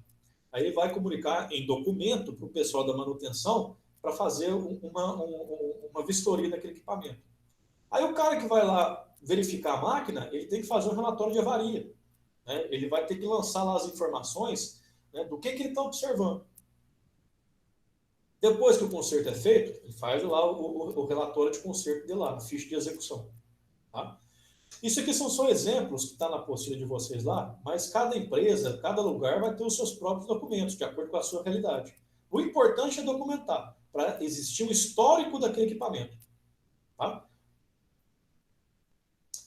Esse controle dessas informações, né, desses documentos, eles podem ser lançados ou um controle manual, que é simplesmente papel, fichário, que não é muito efetivo. Né? Ele pode ser semi-automatizado, né, que é assim, você tem um sistema e você tem a programação de manutenções preventivas naquele sistema. Né? Só que quando a máquina quebra, aí é o papelzinho que rola lá mesmo, lá, a corretiva é feita pelo papel, o arquivo lá, e fica por assim mesmo. Essa informação nunca mais é observada, porque está lá arquivada. E assim, o suprassumo da manutenção, das formas de controle, é o sistema que é totalmente automatizado. Né? Todas as ordens de serviço chegam e saem da área de manutenção através de um sistema. Né? Isso já vai gerando informações para o seu programa, que quando você precisar emitir relatórios, você sai na hora, né? E assim, existem recursos para você automatizar todo o sistema de manutenção. Alguns mais baratos e outros mais caros. Alguns são mais eficazes, outros menos eficazes. Você tem que encontrar aquele que se adequa melhor à realidade da sua empresa. O que eu trouxe aqui agora para vocês? Eu trouxe 3 exemplos de softwares para gerenciamento e manutenção. O mais simples é o Excel. E eu posso dizer assim, que o mais complexo, mais completo com tudo, é o tal do SAP. Alguém já deve ter ouvido falar do SAP. Tá? E eu trouxe um exemplo aqui mais regional, que é esse Engeman aqui também. Tá? Excel. Gente, não subestime o Excel. Se o Excel não está dando conta de resolver alguma coisa, né, o problema está no operador do Excel, que não tem conhecimento suficiente para trabalhar com o Excel. O Excel é uma das ferramentas mais poderosas que você pode encontrar. Né? Você consegue fazer assim, miséria com o Excel. O importante é você saber trabalhar com ele. E é de graça, praticamente. Inclusive programa. Oi? Inclusive programas. Você Precisa ser programa? programação. Você faz programa, você faz jogo de videogame, você faz tabelas dinâmicas, você faz o diabo com o Excel. Basta você saber fazer. Né? Tem gente que usa... E ainda dá para fazer cálculo. No final das contas... Um adendo, né? Um adendo, porque a capacidade do Excel é muito maior do que simplesmente fazer cálculo. O SAP, pessoal, isso aqui, vamos dizer, isso aqui, se o Excel está para uma coisa mais doméstica, o SAP é um alienígena, de tão poderoso que ele é. É um super saiyajin aqui da manutenção. Porque ele não trabalha só com a manutenção. Ele é um software de ERP. Eu não lembro o que significa a tradução disso, mas é o seguinte, é um sistema de gerenciamento global da sua empresa. O SAP ele tem vários módulos. Né? Um vai falar da parte de vendas, outro vai falar da parte de manutenção, outro vai falar da parte de suprimentos, outro vai falar da parte de vendas, suprimentos financeiros, materiais, recursos humanos. Tudo isso são módulos que você contrata à parte. O módulo de manutenção do SAP é o módulo PM. Dica, quem sabe mexer no SAP, no módulo PM de manutenção, está bem à frente de muita gente na hora de conseguir emprego, viu? Emprego bom. Empresa grande utiliza esse módulo do SAP, depois você procura essas vagas anunciadas em sites aí para você ver.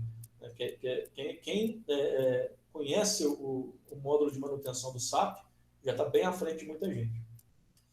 E eu trouxe aqui também esse software que apesar de ser daqui da região, uma empresa daqui da região de Itaúna, isso aqui é a nível de Brasil.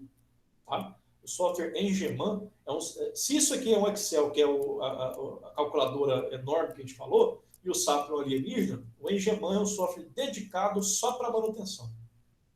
Na comparação, é como se fosse o módulo PM do SAP. Tá? Só que é uma coisa assim, nacional, mais barata, com muitos recursos e mais focado para a realidade nossa aqui do Brasil, que isso aqui não é brasileiro, não. É em português, mas não é brasileiro, não. É que nem o AutoCAD, né? O AutoCAD não é brasileiro. O que eu trouxe aqui no próximo slide? Eu trouxe aqui 2 cursos de Excel, do básico ao avançado. Dica de amigo, gente, aprende Excel. Meu primeiro emprego na engenharia eu consegui por conta do Excel. Porque eu fui concorrer com um cara que era muito melhor desenhista do que eu, só que eu derrubei ele porque eu sabia mexer com Excel. Eu substituí o que um projetista sênior lá fazia em um mês no Excel. Eu fiz uma planilha fodida lá pro chefe na hora lá, e o serviço de um mês do cara a gente fazia agora em 2 horas, 3 horas. Acabei ficando. Aprende Excel, isso aqui é importante.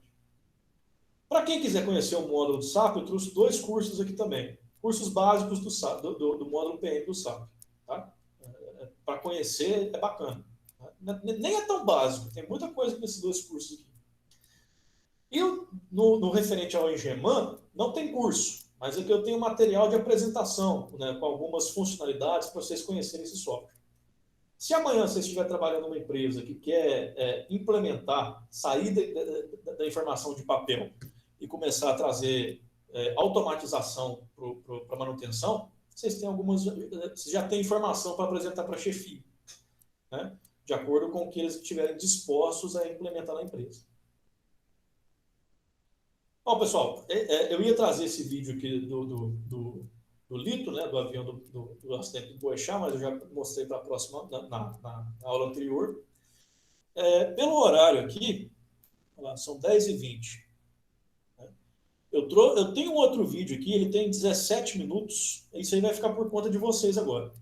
É um vídeo que explica o naufrágio da plataforma P-36, alguns anos atrás, da Petrobras. Vocês lembram disso?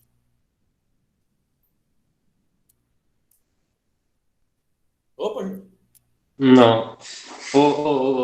John, qual que é o módulo que você falou do SAP?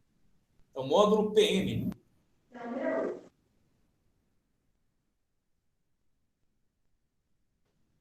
Tá vendo aí? Sim. O módulo PM do SAP. O SAP tem diversos módulos, né? O recursos humanos, o financeiro. O módulo de manutenção do SAP é o PM. Eu trouxe essas duas playlists aí com funcionalidades do SAP, né? E fica como conhecimento de vocês. Procurar mais coisas no YouTube, vai encontrar. Beleza. E assim, pessoal, aí fica a critério de vocês, né? Se quiser encerrar a aula aqui por agora, eu acho que já está... A gente finalizou o módulo 1 do nosso conteúdo, tá? Se vocês quiserem assistir o vídeo da Petrobras, eu passo aqui agora. Fica a critério de vocês. Passa aí. Por quê? Problema.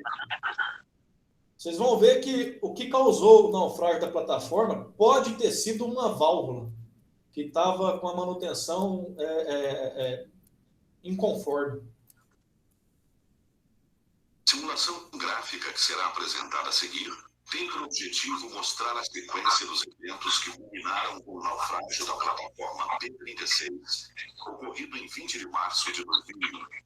O filme foi gerado em ambiente de realidade virtual e os modelos da plataforma e equipamentos envolvidos no acidente representam fielmente o projeto da P-36.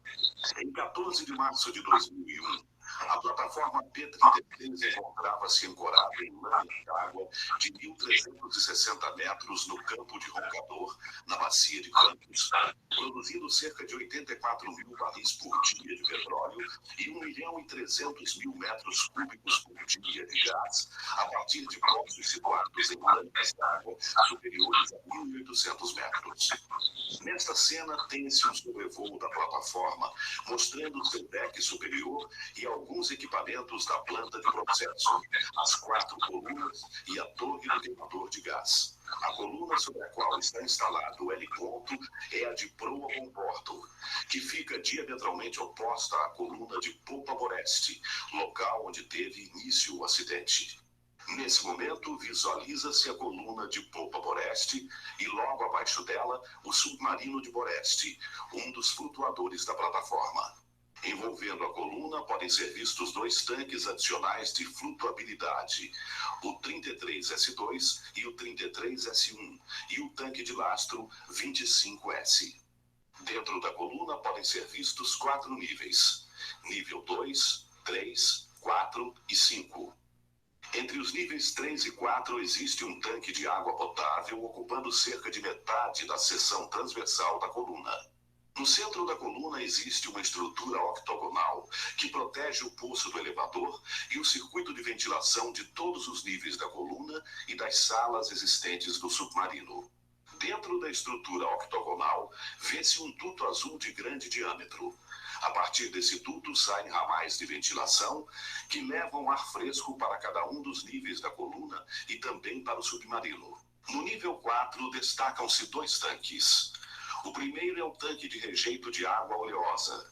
Esse tanque, de pequena dimensão, tem por objetivo armazenar águas usadas na planta de processo, contaminadas por óleo, para posterior tratamento. O segundo tanque, tanque de drenagem de emergência, está incorporado à parede dupla do casco da coluna e tem por objetivo armazenar hidrocarboneto em situações de emergência ou na eventualidade de manutenção dos separadores da planta de processo. Na coluna de bombordo existe outro tanque idêntico a este, na mesma posição. O sinistro teve início no tanque de drenagem de emergência, situado no 4º nível da coluna de Popa Boreste. O tanque de drenagem de emergência tem como finalidade básica receber o petróleo da planta de processo na ocorrência de uma situação de emergência. O tanque de drenagem de emergência está ligado ao sistema de pressão atmosférica da plataforma através de um suspiro. Ao lado do tanque de drenagem de emergência, ainda no 4º nível, podem ser vistos seus tubos de entrada e saída de hidrocarboneto. Também pode ser notada a presença da válvula de bloqueio da tubulação de entrada do tanque, além de sua bomba de recalque. No dia 26 de fevereiro de 2001, a bomba de recalque do tanque de drenagem de emergência de Boreste é retirada para manutenção. As linhas de sucção e descarga da bomba são tamponadas, enquanto o tubo de entrada do tanque é mantido fechado através de sua válvula de bloqueio. Posteriormente, no dia 9 de março de 2001, o suspiro atmosférico do tanque também é bloqueado. Nessa mesma data, o tubo de entrada de hidrocarboneto deveria ter sido bloqueado. Observando a plataforma no sentido popa-proa, visualiza-se dentro de cada uma das colunas os tanques de drenagem de emergência. Com a ajuda desse fluxograma, pode ser entendida a sequência de eventos que causaram o acidente na P-36. Observa-se que, inicialmente, ambos os tanques de drenagem de emergência de Bombordo e Boreste estão com cerca de metade de sua capacidade preenchida com água. No dia 14 de março, às 22h21, é iniciado o procedimento para o esvaziamento do tanque de drenagem de emergência de Bombordo. O operador tenta, a partir da sala de controle central da plataforma, partir a bomba de recalque. Não tendo êxito na operação, pois a bomba só pode ser ligada através do comando local, situado próximo à bomba, por questões de segurança. Antes de se iniciar essa operação, são fechadas as válvulas dos tubos de entrada de ambos os tanques e alinhada, para a planta de processo, a tubulação de recalque dos tanques de Bombordo. No período de 22h21 às 23h15, os tanques permanecem alinhados com a planta de processo sem a bomba de recalque estar funcionando.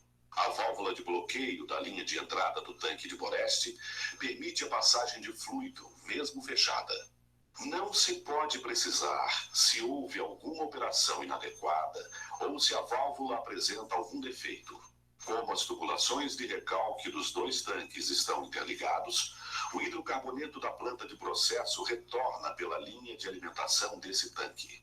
No intervalo de 54 minutos, a partir das 22h21, o tanque de drenagem de emergência de Boreste passa a receber petróleo contendo gás dissolvido a uma pressão de 10 kg por centímetro quadrado. O petróleo, no momento que começa a entrar no tanque, libera o gás dissolvido, aumentando sua pressão interna devido ao suspiro do tanque se encontrar bloqueado. Às 23h15, é finalmente iniciada a drenagem do tanque de Bombordo, com acionamento da bomba de recalque através da botoeira localizada na coluna. A água desse tanque seria bombeada somente para a planta de processo. Entretanto, devido à válvula do tanque de Boreste estar permitindo a passagem do fluido, parte da água flui para o tanque de Boreste. Como a pressão de bombeio é superior à pressão do hidrocarboneto na linha de alimentação da planta, a água que está sendo bombeada empurra o óleo da linha de alimentação para a planta de processo, cessando nesse momento a entrada de hidrocarboneto no tanque de Boreste. A partir daí, começa a entrada da água no tanque de Boreste, continuando a aumentar a sua pressão interna. Esse tanque foi dimensionado para operar com pressão interna próxima à pressão atmosférica. Com a pressurização do tanque, o mesmo começa a se deformar. Na coluna de Popa Boreste, entre os níveis 3 e 4, pode ser observada a deformação da parede interna do tanque de drenagem de emergência com o aumento da pressão interna. Essa deformação teve início às 22h21 do dia 14 de março, quando começou a entrar hidrocarboneto no tanque através da válvula da linha de alimentação. Segundo os cálculos efetuados, a válvula permitia passagem de fluido equivalente a aproximadamente 20% de sua abertura completa. Com base em análises estruturais, verificou-se que a pressão interna necessária para romper o tanque era de 10 quilos por centímetro quadrado. Ao lado do tanque existe um tubo, representado na cor verde, com 18 polegadas de diâmetro. Esse tubo tem por finalidade captar água do mar para alimentar o sistema de refrigeração da planta de processo e o anel de incêndio da plataforma. A bomba de recalque do tanque de drenagem de emergência de bom bordo, que pressurizou esse tanque, tinha capacidade de atingir 19 quilos por centímetro quadrado. Às 0 hora 22 minutos e 11 segundos do dia 15 de março de 2001, é atingida a pressão interna de 10 quilos por centímetro quadrado no tanque de drenagem de emergência de Boreste, o que causa o rompimento de sua parede interna. Nesse momento, um grande tremor é percebido na plataforma, semelhante à queda de uma grande carga sobre o convés. Com a ruptura da parede interna, rompe-se também a tubulação de captação de água do mar, que se encontra ao lado da parede do tanque. Às 0 hora 22 minutos e 12 segundos, o sistema automático de controle de segurança da plataforma detecta uma queda na pressão do anel de incêndio. Em seguida, o sistema parte automaticamente 2 bombas de captação de água do mar e 2 bombas de combate a incêndio, colocando a plataforma em Firefighting Mode, condição de combate a incêndio. Pela tubulação rompida, começa a entrar água do mar no 4º nível da coluna, sendo lançado nesse mesmo nível inicialmente a água que existia dentro do tanque e posteriormente o hidrocarboneto que foi armazenado no tanque de drenagem de emergência, o qual libera gás.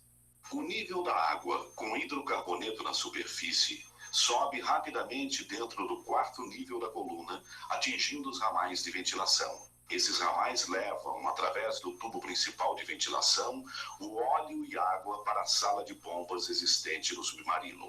Às 0 hora 23 minutos e 22 segundos, com o desligamento automático da bomba do tanque de drenagem de emergência de bom bordo e o fechamento das válvulas automáticas, cessa o alinhamento do tanque de drenagem de emergência de bom bordo para a planta de processo.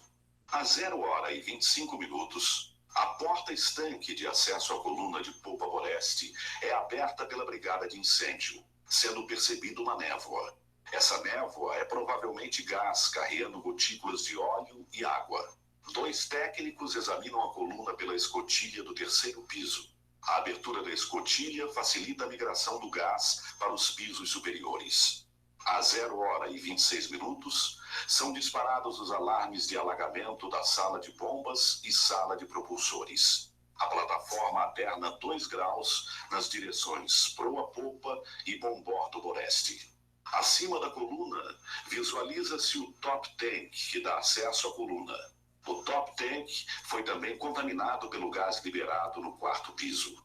Às 0 hora 39 minutos e 40 segundos, ocorre uma grande explosão causada pela combustão do gás seguida de incêndio. Essa explosão se dá provavelmente no top tank, abaixo do second deck, logo acima da coluna de polpa Boreste. A explosão atinge a brigada de incêndio, que se encontra nas proximidades e destrói equipamentos, portas, instrumentos localizados tanto na coluna quanto no top tank e no second deck. Estamos mostrando as salas e tanques de lastro que estão inundadas progressivamente pela água que está entrando no 4º nível da coluna pela tubulação rompida e que está sendo transportada pelo sistema de ventilação para este nível. Continua o alagamento da plataforma, aumentando seu apernamento, e o operador de lastro tenta corrigir a inclinação adicionando água em tanques de lastro de proa a bombordo, posição diametralmente oposta à coluna que está sendo alagada. As salas e tanques de lastro estão sendo inundadas progressivamente pela água que está entrando no 4º nível da coluna pela tubulação rompida. As tentativas de correção de inclinação com a adição de lastro na proa bombordo continuam, para que a operação de evacuação seja feita com segurança. Às 5 horas e 25 minutos do dia 15 de março de 2001, uma vez frustradas todas as tentativas de recuperar o controle da plataforma, decide-se pelo seu abandono. O último homem deixa P-36 às 6 horas. Nesse instante, a plataforma já apresenta um aterramento total de 6 graus. A praça de bombas, sala de propulsores, sala de bombas de injeção de água e o túnel do submarino já estão totalmente alagados. A água começa a invadir os tanques 26S e 61S. O alagamento continua nos tanques 26S e 61S até que às 8 horas e 15 minutos a boca do paiol de amarras atinge o nível da água. Começa então o alagamento progressivo da plataforma. A inclinação neste momento é de 15 graus e meio. O aterramento prossegue até que os suspiros dos tanques de lastro começam a submergir, fazendo com que mais espaço esteja disponível para a entrada de água e, consequentemente, aumento da inclinação. A entrada em alagamento progressivo determina que não há mais condição da plataforma recuperar sua condição de equilíbrio normal através de procedimentos convencionais. Diversas tentativas de intervir na plataforma, tais como injeção de nitrogênio e ar comprimido em tanques, são realizadas por empresas internacionais especializadas em salvamento de embarcações. Nenhuma delas é suficiente para reverter o quadro que a plataforma apresenta, visto que as condições de mar pioram ao longo dessa jornada e o estrago causado pelas explosões é muito grande. No dia 20 de março de 2001, às 11 horas, ocorre o naufrágio da P-36. A plataforma afunda inclinada, com o convés parcialmente emborcado. Durante sua descida até o fundo, que dura aproximadamente 2 minutos e meio, a unidade arrasta as linhas de ancoragem, risers flexíveis de importação de hidrocarboneto e risers rígidos de exportação de óleo e gás. Pois é, pessoal. Então, assim, foi só um vídeo ilustrativo. Imagina o prejuízo, tanto material como humano, né, que morreram acho que 11 pessoas, por conta de uma simples válvula que deu defeito. Um defeito que não se tem informação mais detalhada dessa válvula, mas que foi esse equipamento que deu defeito que causou esse prejuízo tão grande. Né? Só para ilustrar o que a gente conversou até agora sobre manutenção. Ok? Bom, finalizando a aula por hoje, pessoal, finalizamos o conteúdo da primeira unidade. Né? Na próxima aula de manutenção já inicia a unidade 2. Perfeito? Beleza. Então, por hoje é só. Muito obrigado. Alguém que quiser fazer algum comentário, eu acho que por agora não, né? Já está no finalzinho aqui, já segurei vocês demais. Tava legal o vídeo. Gostei. Então, valeu. Um abraço, pessoal. Tudo de bom. Falou.